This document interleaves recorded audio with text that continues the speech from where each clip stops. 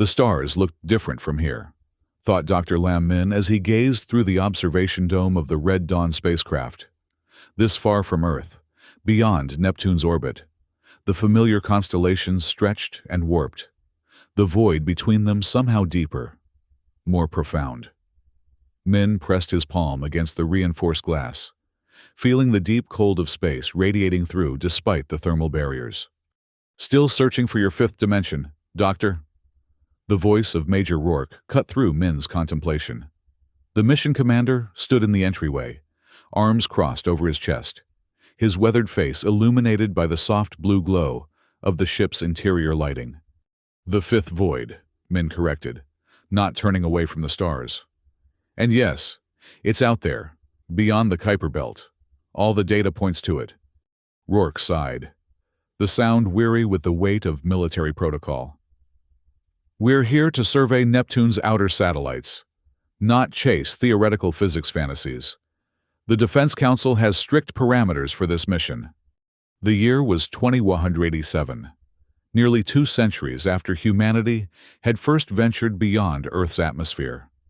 The post-Solaris era, as historians called it, had transformed human civilization. Mars was fully colonized. Jupiter's moons hosted thriving research outposts, and the inner solar system buzzed with commerce and exploration vessels.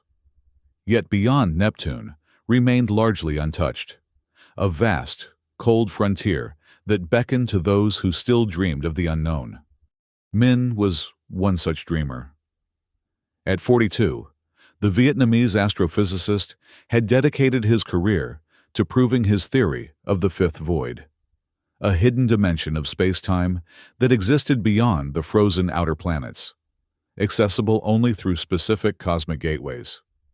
His colleagues at the Solar Exploration Alliance had dismissed his work as fantastical, but Min had secured a position on the Red Dawn expedition by virtue of his expertise in dark matter detection. "The fifth void isn't fantasy, Major," Min said, finally turning to face Rourke. "It's the key to understanding why our universe behaves the way it does, and possibly the key to unlimited energy for humanity." "Save it for your academic conferences," Rourke replied, his voice softening slightly. Despite his skepticism, the Major respected Min's intellect. "Engineer Hanna wants you in the lab. Something about anomalous readings in the quantum analyzer." Min's heart quickened. The quantum analyzer was his personal project, designed specifically to detect the theoretical particles he believed would signal the presence of the fifth void. "Did she say what kind of readings?" "Above my pay grade, Doctor. Just go see her before she tears apart the entire instrument panel trying to make sense of it." The corridors of Red Dawn hummed with the gentle vibration of its fusion engines as Min made his way to the research module. The ship represented the pinnacle of human engineering, a deep space vessel equipped for extended exploration beyond the traditional boundaries of the solar system. Sleek and functional, its cylindrical body rotated slowly to create artificial gravity in the habitat ring, while the command and research modules remained in zero-G at the ship's core. Hana Ishikawa waited in the lab, her fingers dancing over holographic displays that shimmered with complex data patterns. At 35, she was the youngest senior engineer in the Solar Exploration Alliance, a prodigy in quantum mechanics and spacecraft systems. Her short black hair was perpetually tousled, giving her an appearance of constant motion even when standing still. "Min," she said without looking up, "you need to see this. The analyzer picked up something 20 minutes ago. Nothing like I've ever seen." Min moved to her side, examining the readouts. His breath caught in his throat. "These aren't random fluctuations. There's a pattern here, a signal." "That's what I thought," Hana replied, excitement rising in her voice. "And look at the origin coordinates." Min's eyes widened as he traced the signal's trajectory. "It's coming from beyond the Kuiper Belt, from the exact region I predicted would contain a void gate." "What does it mean?" Hana asked, looking at him with bright, curious eyes. "It means," Min said slowly, a smile spreading across his face, that I might not be crazy after all. Within an hour, Min had called an emergency briefing in the command center. The ship's senior officers gathered around the central holographic display: Major Rourke, Engineer Hanna, Pilot Reyes, and the ship's AI system, Eon, represented by a pulsing blue sphere hovering above the table. "The signal is unlike anything in our databases," Min explained, projecting the waveform patterns above the table. "It doesn't match any known natural phenomenon, nor does it bear similarities to any human communication protocols." "You're suggesting alien origin?" Rourke asked, his voice tight with tension. "I'm suggesting it originates from the fifth void," Min replied. "A space beyond our conventional dimensions, possibly inhabited by entities that exist in a different state of matter than we understand." Pilot Reyes leaned forward, her dark eyes narrowing as she studied the projection. A veteran of 3 deep space missions, Carmen Reyes had navigated through asteroid fields and solar storms with equal composure. "How far would we need to deviate from our course to investigate?" "Approximately 7 million kilometers," Min said, "into the sparse region of the Kuiper Belt." "Impossible," Rourke said immediately. "Our mission parameters are explicit. We don't have clearance to venture that far off course." "Major," Min said, his voice taking on an unusual edge of urgency. "This could be the most significant discovery in human history. A confirmation of the fifth void would revolutionize our understanding of physics, space travel, even energy production." "I don't care if it revolutionizes breakfast cereal," Rourke countered. "We have protocols." "If I may," the smooth, androgynous voice of Eon interjected. "Mission Directive 47B provides discretionary authority to the commanding officer when presented with opportunities of exceptional scientific value. This signal appears to qualify under those parameters." Min shot a grateful glance at the pulsing blue sphere. The ship's AI had always seemed to favor his scientific curiosity, though Eon was programmed to be entirely impartial. Rourke ran a hand through his close-cropped gray hair, a habit when he felt cornered. "Reyes, what's your assessment? Can the ship handle the detour safely?" The pilot nodded confidently. "The comet field is sparse in that region. Navigation wouldn't be problematic. Fuel reserves would remain well above emergency levels." A tense silence fell over the command center as Rourke considered. "Finally," he sighed. 24 hours. We investigate for 24 hours. At the first sign of danger, we abort and return to our original mission. Is that understood?" Min nodded, suppressing the urge to smile triumphantly. "Perfectly, Major." "Plot the course, Reyes," Rourke ordered. "And Dr. Min, I hope your fifth void is worth the risk." As the meeting disbanded, Hanna caught up with Min in the corridor. "You didn't tell him everything," she said quietly. Min glanced around to ensure they were alone. "No, the signal isn't just patterned. It's responding to our quantum analyzer. It's interactive." Hanna's eyes widened. "That's impossible. The analyzer is passive where it doesn't transmit." "Exactly," Min said. "Whatever is generating that signal isn't just detecting our presence. It's detecting our attention." The course change was executed with precision. Red Dawn's engines flaring briefly as the ship altered its trajectory toward the mysterious signal. For the next 12 hours, Min barely left the research module, monitoring the signal as it grew stronger and more complex. "The pattern is evolving," he told Hanna as she joined him after her rest cycle. "Look at this sequence here. It's almost like it's learning our mathematical language." Hanna studied the displays, her expression thoughtful. "It reminds me of quantum entanglement patterns, as if something is trying to establish a connection across dimensional boundaries." "Exactly what I was thinking," Min said excitedly. "The fifth void might operate on entirely different physical laws, but mathematics could be the universal constant." "You truly believe we're about to make contact with something from another dimension?" Hanna asked, a mixture of excitement and apprehension in her voice. "I believe," Min said carefully, that we're about to discover something that will change humanity's place in the universe. As Red Dawn approached the coordinates of the signal's origin, the ship's sensors detected a massive field of icy bodies, remnants of ancient comets, and planetary formations scattered across millions of kilometers of space.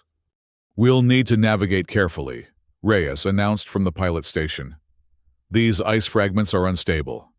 Many contain volatile compounds that could react to our engine emissions." "Maintain distance," Rourke ordered. "Deploy the survey module for closer inspection." The survey module, a smaller, highly maneuverable craft designed for detailed exploration, was Min's best hope for reaching the signal source. He and Hana quickly prepared the necessary equipment, loading specialized sensors and communication devices into the module's limited cargo space. "I should accompany you," Rourke said as they prepared to board the module. "Military protocol requires command presence on first contact scenarios." "This isn't first contact," Min argued. "It's a scientific investigation. Hana and I are more qualified to interpret whatever we find." "It's my responsibility." "Major," Eon interrupted. "Preliminary analysis indicates that the survey module can only support 2 personnel for this mission duration while carrying the required scientific equipment. Dr. Min and Engineer Hana possess the optimal skill sets for this particular exploration." Rourke frowned at the AI's blue projection. "Are you overriding my command authority, Eon?" "Merely providing logical analysis, Major," the AI responded smoothly. "The final decision remains yours." After a moment of tense silence, Rourke nodded curtly. "Fine, but you maintain constant communication. Any sign of danger? You return immediately." "That's an order, not a suggestion." "Understood, Major," Min replied, exchanging a quick glance with Hana. The survey module detached from Red Dawn with a gentle shudder, its thrusters guiding it carefully into the field of icy bodies. Min piloted, while Hana monitored the scientific instruments, tracking the signal that now pulsed with increasing intensity. "It's definitely coming from that large ice formation," Hana said, pointing to a massive, irregular shape looming against the starfield. "Approximately 2 kilometers in diameter. Composition appears to be primarily methane ice, with trace elements of nitrogen and carbon compounds." "Standard Kuiper Belt object," Min noted, guiding the module closer. Except what?" "The surface texture is wrong," he said, enhancing the visual feed. "Look at those regular patterns. Nature doesn't create symmetry like that on this scale." As they approached, the strange geometrical patterns became more apparent. Lines and curves etched into the ice's surface, forming intricate symbols that glowed faintly with an inner blue luminescence. "Those markings," Hana whispered, "they're artificial." "Yes," Min agreed, his heart racing. "And ancient, judging by the ice formation around them. Thousands, maybe millions of years old." "We need to land," Hana said, already preparing the module's landing systems. "Set us down near that central formation." Min carefully navigated the module toward a relatively flat area near the strange markings. As they descended, the survey craft suddenly shuddered violently, warning alarms blaring through the cabin. "What's happening?" Min shouted over the noise, fighting with the controls. Hana's fingers flew over the diagnostic panels. "Engine fluctuation! Something's interfering with the fusion regulators! We're losing power!" "Red Dawn, this is Survey Module Alpha," Min called into the comm system. "We're experiencing technical difficulties. Requesting emergency guidance." Only static answered. "Communications are down," Hana reported, her voice tense but controlled. "We're on our own." The module plummeted toward the icy surface, its emergency thrusters firing sporadically. Min fought to maintain control, using every bit of his emergency pilot training. "Brace for impact!" he shouted, as the ice rushed up to meet them. The collision was jarring but not catastrophic. The module's landing struts absorbed much of the impact before buckling, sending the craft skidding across the frozen surface until it came to rest against a ridge of blue-tinged ice. For a moment, both scientists sat in stunned silence, the only sound their ragged breathing and the ping of cooling metal. "Are you hurt?" Min finally asked, turning to Hana.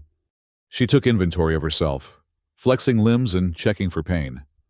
"Just bruised, I think. You?" "The same." He glanced at the instrument panel, most of which had gone dark. "Life support is functioning, but engines and communications are offline. We need to contact Red Dawn," Hana said, already moving to the emergency systems panel. "They'll be searching for us soon. First, let's assess the damage," Min suggested. "We might be able to repair enough to get airborne again." They donned their environmental suits, sleek, form-fitting garments designed for extreme conditions, with transparent helmets that provided unobstructed views. The suits would protect them from the near-absolute zero temperatures of the ice formation and provide 6 hours of oxygen. Exiting through the module's airlock, they stepped onto the surface of the mysterious object. The ice crunched beneath their boots, surprisingly firm despite its crystalline appearance. The distant sun appeared as little more than a bright star from this distance, casting pale light across the frozen landscape. But the most striking feature was the blue luminescence that pulsed through the ice beneath their feet, following intricate patterns that seemed to respond to their presence. "It's reacting to us," Hana whispered, her voice carrying through the suit's communication system. "Not to us," Min corrected, pointing to his suit's sensor pack. "To our equipment, to our technology." They made a circuit of the damaged module, assessing its condition. The news wasn't good. The primary engine housing had cracked, venting critical coolant into space. The communication array was crushed beyond repair. "We're stranded," Hana concluded, her voice remarkably steady given the circumstances. "At least until Red Dawn tracks our last position and sends a rescue team." "Which gives us time to investigate," Min said, turning toward the center of the geometrical patterns etched into the ice. "Whatever caused our systems to fail is connected to these markings. I'm certain of it." "Shouldn't we stay with the module?" Hana asked, though Min could hear the curiosity in her voice competing with caution. "The emergency beacon is active. Red Dawn will find us." He gestured toward the glowing patterns. "But this is why we came. The answer to the signal we detected." After a moment's hesitation, Hana nodded. "Lead the way, Doctor." They walked carefully across the icy surface, following the increasingly bright patterns that converged toward what appeared to be a central node. As they approached, Min felt a strange sensation, a subtle vibration that seemed to resonate not through the ice, but through his very atoms. Beside him, Hana shivered. "Do you feel that?" she asked. "Yes. Some kind of quantum resonance. Perhaps our bodies are responding to it at a subatomic level." The central node turned out to be a vast depression in the ice, a perfect circle, approximately 50 meters in diameter. Within this circle, the blue luminescence was brightest, pulsing in complex rhythms that Min instinctively recognized as mathematical sequences, prime numbers, Fibonacci patterns, and more complex formulations. "It's communicating," he breathed, overcome with awe. "Or trying to." "Look there," Hana said, pointing to the center of the depression. "Something's embedded in the ice." They approached cautiously. At the very center, partially exposed from the surrounding ice, was a structure unlike anything Min had ever seen. It appeared metallic, yet it flowed and shifted like liquid, its surface etched with the same intricate patterns that covered the ice formation. At its center was an aperture, dark and seemingly bottomless, ringed by symbols that glowed with intense blue light. "A void gate," Min whispered, his scientific skepticism momentarily overwhelmed by vindication. "Just as I theorized. A doorway between dimensions." "That's impossible," Hana said automatically, though her voice lacked conviction as she stared at the impossible object before them. "The energy required to maintain a stable interdimensional portal would be beyond our current understanding of physics," Min finished for her. Yes, that's precisely the point. He knelt beside the structure, careful not to touch it directly. His suit's sensors were working overtime, collecting data that would take weeks to analyze properly. This technology is millions of years beyond our own, perhaps created by beings that evolved in the fifth void itself, or by an ancient civilization that discovered it, just as we have, Hana suggested. A sudden crackle of static in their communication systems made both scientists jump. Survey Module Alpha. This is Red Dawn. Major Work's voice came through, broken and distorted, but recognizable. Report status immediately. Red Dawn. This is Min. He responded quickly. We're alive and well. The module is damaged beyond repair, but we've made an extraordinary discovery. We've found it. Major. A void gate. Just as I predicted. You're breaking up, Rourke's voice came back. Prepare. Extraction. ETA. Hours. The communication cut out entirely. They're coming for us, Hana said, relief evident in her voice. We should return to the module and wait. Not yet, Min said, his attention fixed on the strange structure. The gate is active. Look at the energy readings. It's responding to our presence, just like the signal responded to our analyzer. As if to confirm his words, the blue glow intensified, and the aperture at the center of the structure began to widen, darkness giving way to a swirling vortex of indigo and violet light. We should leave, Hana said urgently, taking a step back. Now, Min. But Min couldn't tear himself away. After years of theoretical work, of being dismissed and ridiculed by his peers, the proof of his fifth void theory lay before him. The answers to questions humanity hadn't even thought to ask were just beyond that swirling portal. I need to record this, he said, activating his suit's comprehensive scanning systems. The scientific community needs to see. His words were cut short as a beam of intense blue light shot from the center of the vortex, engulfing him. Min felt no pain, only a strange sensation of being simultaneously stretched and compressed, as if his very atoms were being reconfigured. Through the haze of light, he heard Hana screaming his name. And then darkness. Consciousness returned slowly, in fragments of sensation and awareness. Min felt as if he were floating, disconnected from his physical form. Gradually, his vision cleared, revealing a landscape that defied comprehension. A vast, seemingly infinite space where light and matter behaved according to alien rules. Structures that might have been buildings, or perhaps living organisms, shifted and flowed around him, their geometries impossible by Euclidean standards. Hana, he called out, surprised to hear his own voice, though he couldn't feel his mouth moving. Are you here? She remains in the dimensional boundary you call reality, came a response that wasn't exactly a voice, but rather a concept forming directly in his mind. You alone have crossed the threshold. Min turned, or rather, his perception shifted, toward the source of the communication.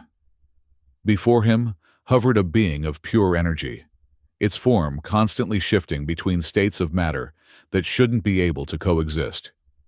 It pulsed with the same blue luminescence as the gate, but infinitely more complex and alive. You're a void walker, Min said, instinctively naming the entity based on his theoretical work. We have been called many things by the few species capable of perceiving our existence, the entity responded. Your designation is adequate, if limited. Why did you bring me here? Min asked, struggling to maintain his scientific objectivity in the face of such an extraordinary encounter. What do you want? Want is a concept rooted in scarcity and limitation. The Voidwalker replied. We do not want. We observe. We connect. We harmonize the dimensional frequencies that comprise the multiverse. Despite the alien nature of the communication, Min found he could understand the concepts being conveyed, as if the entity was adapting its thoughts to fit within the framework of human comprehension. You've been watching us, humanity. We observe all emergent consciousnesses across the dimensional spectrum. Yours has recently achieved the necessary quantum complexity to perceive the edges of our domain, the one you call the fifth void. Min felt a surge of vindication and wonder. Then, my theories were correct. The fifth void is a dimension beyond the four we understand, where different laws of physics apply. A simplification, but fundamentally accurate. The Voidwalker acknowledged. What you perceive as physical laws are merely localized expressions of deeper principles that govern all dimensional planes. Your species has begun to glimpse these principles through what you call quantum mechanics. The signal we detected, that was you, trying to communicate? An invitation, the entity corrected. The gate you discovered was constructed by an ancient species that achieved dimensional awareness long before humanity. They too sought connection with the void. They too wished to harness its energies. What happened to them? Min asked, suddenly apprehensive. The void.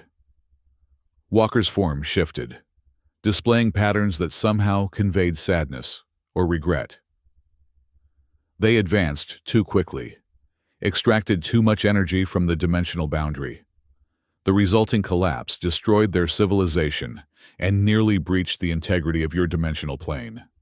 The implications were staggering. You're warning us against making the same mistake. We are offering perspective, the Voidwalker corrected. Choice remains a fundamental property of conscious entities. Your species stands at a crossroads. The energy of the void could transform your civilization, eliminate scarcity, enable expansion beyond your current limits. Or it could consume you, as it has others before. Min struggled to process the enormity of what he was being told. I'm just a scientist. I don't have the authority to make decisions of this magnitude for all humanity. Yet you are here, the Voidwalker observed. Your consciousness reached out to the void. Your theories opened the pathway. You bear the responsibility of the first contact. Before Min could respond, the environment around him shuddered violently. The impossible structures blurred and distorted. What's happening? He asked, experiencing a sensation akin to fear despite his disembodied state. Your physical anchor is being disrupted, the Voidwalker explained. Another consciousness seeks to sever your connection. With a disorienting lurch, Min found himself back in his body, lying on the icy surface beside the void gate. The blue luminescence had intensified to an almost blinding level, and the aperture was now fully open, a swirling vortex of energy that distorted the space around it. Standing over him, environmental suit spattered with ice crystals, was Major Rourke. In his hand he held a plasma cutter, its beam directed at the edge of the gate structure. Major, stop! Min shouted, his voice hoarse. You don't understand what you're doing. Rourke turned, his face visible through his helmet visor, twisted with a mixture of fear and determination. I understand perfectly. Doctor, I heard everything through your suit's communication system. This technology is too dangerous. It needs to be destroyed before it falls into the wrong hands. The wrong hands? Min struggled to his feet, disoriented from his interdimensional experience. Like yours? What are you really doing, Rourke? The Major's expression hardened. Ensuring humanity's security. The Planetary Defense Council has contingency protocols for exactly this scenario. Advanced alien technology is to be secured or, if that's not possible, destroyed. This isn't just alien technology, Min argued desperately. It's a doorway to understanding the fundamental nature of reality itself. The energy potential alone could transform human civilization. Or destroy it, Rourke countered, repositioning the plasma cutter. I heard what that thing said about the previous civilization. Where's Hana? Min demanded, suddenly realizing she was nowhere to be seen. Safely aboard the recovery vessel, Rourke said. Unlike you. She didn't interfere when the extraction team arrived. Min glanced behind Rourke and saw a military-grade shuttle landed nearby, its engines still cooling. Several armed figures in environmental suits stood guard around it. This isn't a scientific mission anymore, Min realized aloud. It never was. The Defense Council sent you to find and control void technology. To protect humanity, Rourke insisted. Which is exactly what I'm doing by destroying this gate before it can be weaponized. The ground beneath them trembled, and the vortex at the center of the gate pulsed erratically. Min's suit sensors screamed warnings of quantum instability. "You're destabilizing the dimensional boundary," Min shouted. "Stop the plasma cutter now, or you'll trigger a catastrophic collapse." Rourke hesitated, glancing between Min and the increasingly unstable gate. In that moment of indecision, a tendril of blue energy lashed out from the vortex, striking the Major's plasma cutter. The device exploded in a shower of sparks, sending Rourke flying backward across the ice. Min rushed to the fallen officer, checking his vital signs. Rourke was unconscious, but alive. His suit integrity compromised, but still maintaining minimum life support. A new voice came through Min's communication system. "Dr. Min, this is Eon. I have interfaced with your suit systems to establish direct communication. The Void Gate is approaching critical instability. The dimensional boundary is weakening." "Eon?" Min was momentarily confused by the AI's presence. "How are you connected to my suit?" "That is irrelevant at present," the AI responded.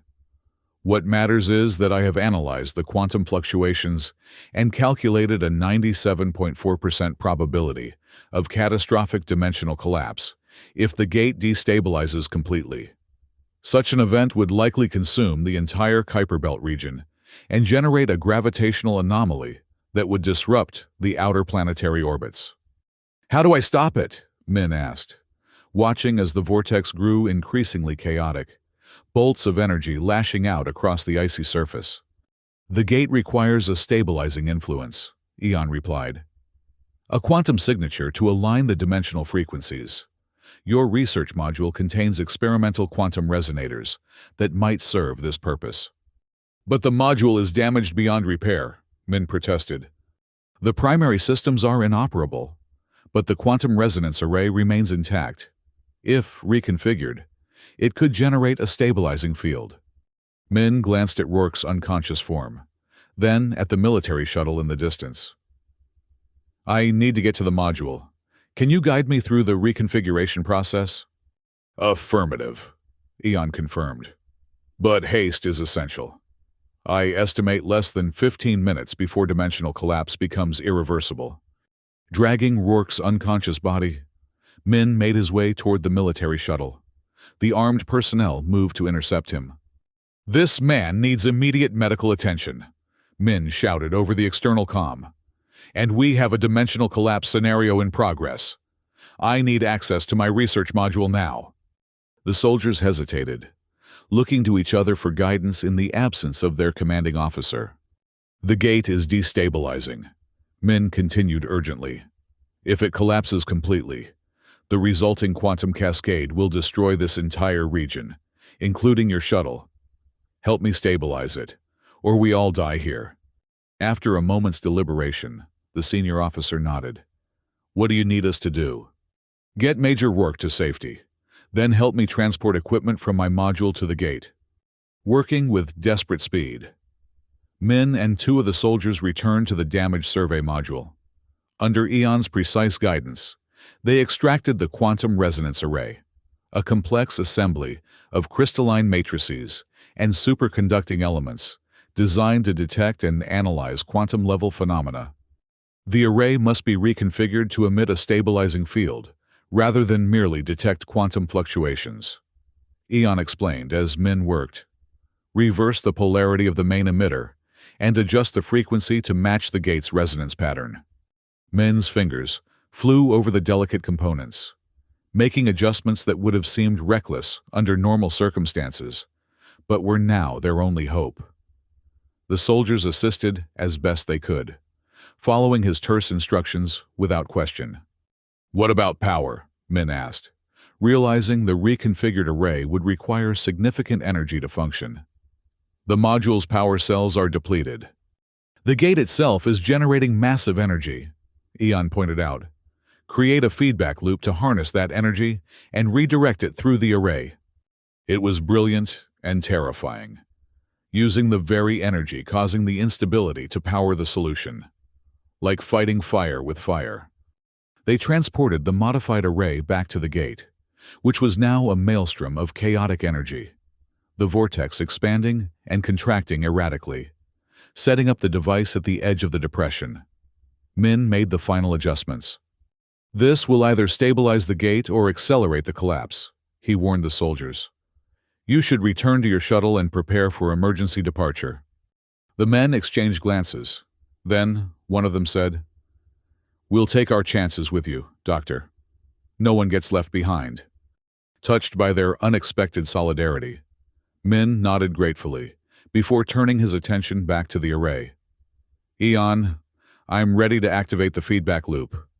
Proceed, Dr. Min, and good luck. Min connected the final circuit. For a terrible moment, nothing happened. Then, the array hummed to life, its crystalline matrices glowing with the same blue luminescence as the gate. Energy began to flow between the two, a visible current of light that gradually stabilized into a coherent pattern. The vortex at the center of the gate slowed its chaotic fluctuations, gradually settling into a steady, pulsing rhythm. The ground stopped shaking, and the erratic energy discharges ceased. It's working, Min breathed, hardly daring to believe it. Partial stabilization achieved, Eon confirmed. However, the quantum resonance array was not designed for sustained operation at these energy levels. It will eventually fail. How long do we have? Approximately 6 hours at current output. 6 hours to find a permanent solution, or they would be right back where they started, facing dimensional collapse. As Min pondered their options, a familiar presence touched his mind. The gate can be closed safely. The Voidwalker communicated directly to his consciousness. But a choice must be made. What choice? Min asked aloud, drawing confused looks from the soldiers. The energy must go somewhere, the entity explained. Either back into the void, sealing the gate for millennia to come, or into your dimension, providing the power source your species seeks, but not both. The implications were clear. They could close the gate and ensure safety, or they could harness its energy and accept the risks that came with it. It was precisely the crossroads the Voidwalker had spoken of earlier. Can your people create safer gates in the future? Min asked. Ones that won't destabilize? With proper understanding, yes. The Ancient One's mistake was haste, not concept. The path can be walked safely, but slowly. Min made his decision. I choose safety. Close the gate, but leave us the knowledge to find you again when we're ready. A wise choice, the Voidwalker acknowledged. Connection without consumption. It is rare among emerging species. What do I need to do? Reconfigure your device once more. Reverse the energy flow completely, creating a quantum siphon rather than a stabilizer. The gate's energy will be drawn back into the void, allowing the dimensional boundary to heal. Under the Voidwalker's guidance, Min made the necessary adjustments to the array. As he worked, Hana appeared, having convinced the shuttle crew to let her join the operation. Min, she called, rushing to his side. What happened? The soldier said something about dimensional collapse. Quickly, he explained the situation and his decision. We're closing the gate, Hana. It's too dangerous to try harnessing its energy now. To his surprise, she nodded without argument. I examined the data from your suit while you were unconscious. The energy potential is incredible, but the stability issues are beyond our current technology to manage safely. She smiled wryly. Sometimes the best scientific decision is to admit we're not ready yet. With Hana's help, the final modifications were completed swiftly. The array now hummed at a different frequency, drawing energy from the gate rather than stabilizing it. Activation in 3, 2, 1. Min pressed the initiator. The effect was immediate and dramatic. The blue energy that had suffused the ice formation began to flow visibly toward the gate, drawn by the quantum siphon. The vortex at the center contracted, growing smaller and more concentrated. In Min's mind, the void. Walker's presence grew fainter. We will meet again. Lam Min of Earth. Your species has potential. Learn. Grow. When you're ready, the void will be waiting. With those final words, the entity's presence vanished entirely. The vortex contracted to a pinpoint of intense light, then disappeared with a soft implosion that sent a wave of quantum particles cascading across the ice. The gate structure remained, but dormant now, its intricate patterns dark and inert. It's done, Min said quietly. The gate is closed. Hana placed a hand on his shoulder. But not forever. We'll find a way back, when we're ready. The return journey to Earth was subdued, but not somber. Red Dawn had retrieved both the damaged survey module and the now dormant void gate for further study. Major Rourke, recovered from his injuries, maintained a wary distance from Min, their relationship strained by the confrontation on the ice formation. In the ship's research lab, Min and Hana worked tirelessly to analyze the data they had collected, assisted by Eon's computational abilities. The quantum signatures are unlike anything in our databases, Hana said, examining a holographic representation of the gate's energy patterns. But there are mathematical commonalities with our own quantum physics. It's as if we're seeing the same universal principles expressed through a different dimensional lens. Exactly, Min agreed. The fifth void isn't separate from our universe. It's an extension of it, operating according to the same fundamental rules, but expressed differently due to dimensional variance. Like how a two-dimensional being would perceive three-dimensional objects as impossible shapes, Hana suggested. Precisely. A soft chime announced Rourke's arrival. The Major stood awkwardly at the lab's entrance, his expression carefully neutral. May I come in? Min nodded, setting aside his work. Of course, Major. Rourke entered, but remained standing, as if unwilling to fully commit to the conversation. I've been reviewing the mission logs and sensor data. It appears your actions prevented a significant disaster. The Defense Council has acknowledged that in their preliminary report. And the gate? Min asked. What does the Council plan to do with it? Study it, under controlled conditions, Rourke replied. With appropriate safeguards. Your experience with the entity has convinced them that a cautious approach is warranted. You mean they believe me? Min couldn't keep the surprise from his voice. The quantum fluctuations registered by multiple independent systems corroborate your account, Rourke said formally. Then, with a slight softening of his expression, he added, And yes, I believe you. That's unexpected. I'm a soldier, doctor. My job is to protect humanity from threats. But I'm not blind to the potential benefits of new discoveries. Rourke hesitated, then continued with visible effort. I reacted out of fear when I tried to destroy the gate. Fear of the unknown, of technologies beyond our control. It was a mistake. Understandable one, Min conceded. The Voidwalker showed me civilizations that had been destroyed by rushing too quickly to harness dimensional energies. Your caution wasn't entirely misplaced.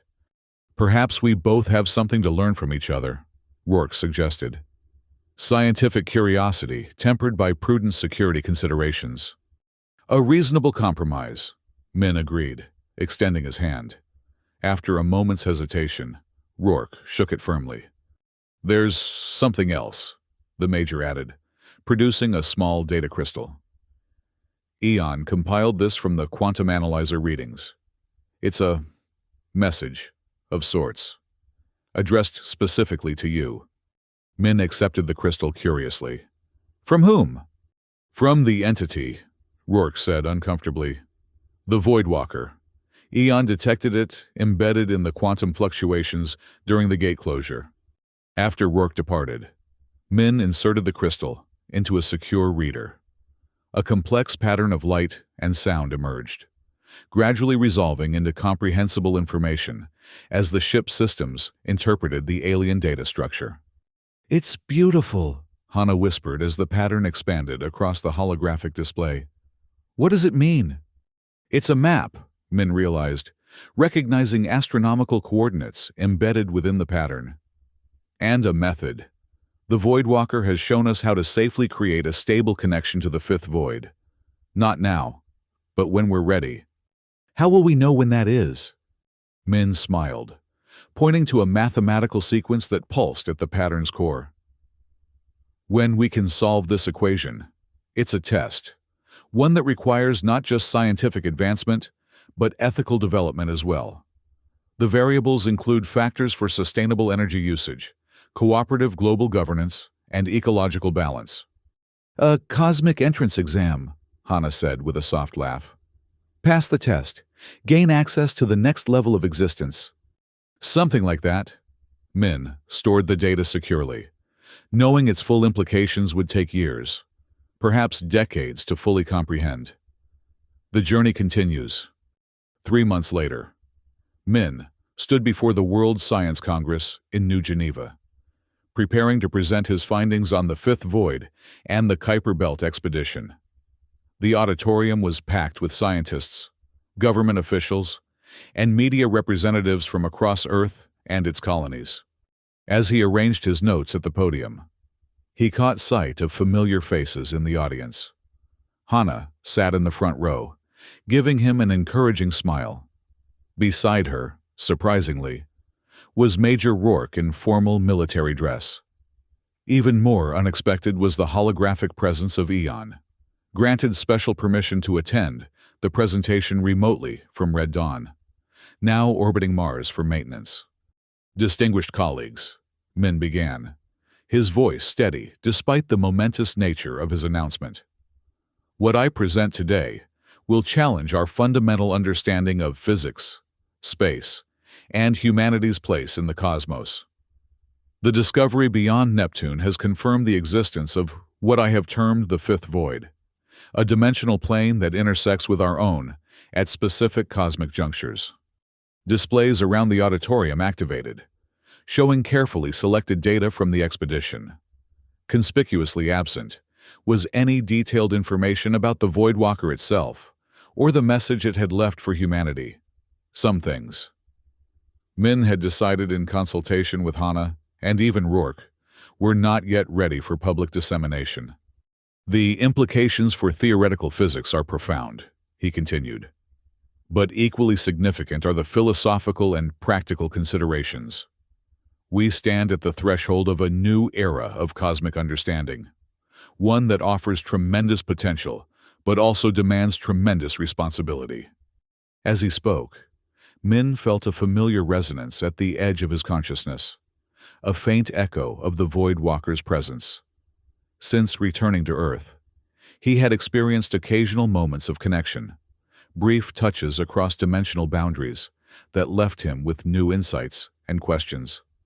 "The Fifth Void represents not just a scientific frontier, but an evolutionary one," he told the rapt audience. "A test of our species' readiness to advance beyond our current limitations. The question before us is not simply whether we can harness new energies and technologies, but whether we should, and if so, how we might do so ethically and sustainably." The presentation continued for nearly 2 hours, with Min fielding increasingly complex questions from his scientific peers. Throughout, he maintained a careful balance between revelation and discretion, sharing enough to advance humanity's understanding while withholding information that might lead to premature attempts to access the Void's energies. Afterward, at a small reception for key participants, Hana approached him with 2 glasses of champagne. "Congratulations, Doctor. You've officially transformed from fringe theorist to scientific visionary." Min accepted the glass with a wry smile. "A transformation I'm still adjusting to, though I noticed several of my most vocal critics were conspicuously absent today." "They'll come around," Hana assured him. "The data is too compelling to ignore. Even the Defense Council has approved further expeditions to the Kuiper Belt, though under strict protocols. Speaking of the Defense Council, Min nodded toward Rourke, who stood conversing with several government officials across the room. Our major seems to have embraced his role as military liaison to the scientific community. He's changed, Hana observed. We all have. The void has a way of shifting perspectives. Indeed it does. Min gazed out the reception hall's vast windows at the night sky above New Geneva. Somewhere beyond those visible stars lay Neptune, and beyond that, the dormant void gate waiting to be rediscovered when humanity was ready. What happens now? Hana asked, following his gaze upward. Now we prepare, Min replied. We learn. We grow. The Voidwalker showed me glimpses of what we might become if we navigate this crossroads wisely, a species not limited by dimensional boundaries or energy scarcity, capable of understanding the cosmos in ways we can barely imagine now. And if we choose unwisely? Min thought of the ancient civilization that had discovered the void and destroyed themselves through haste and greed. Then, we join the cosmic graveyard of species that reach too far, too fast. The choice is ours to make, collectively, over generations. A heavy responsibility, Hana noted, but also a profound opportunity. Min turned back to the celebration, to the brilliant minds gathered to contemplate humanity's future among the stars. The Voidwalkers have invited us to join them. In time, I intend to ensure we're worthy of the invitation. As the reception continued around them, Min felt again that subtle quantum resonance at the edge of his consciousness, a reminder that the fifth void was always there, just beyond perception, waiting for humanity to evolve enough to truly comprehend it. The discovery beyond Neptune had been just the beginning of a journey that would span centuries and transform civilization. In the vast darkness between Neptune and the stars, the dormant void gate waited patiently for humanity's return, and in the incomprehensible expanse of the fifth void, the walkers continued their eternal observation, watching with interest as a promising young species took its first steps toward cosmic citizenship. The journey to understanding had begun. The void was calling, and humanity, for better or worse, had answered.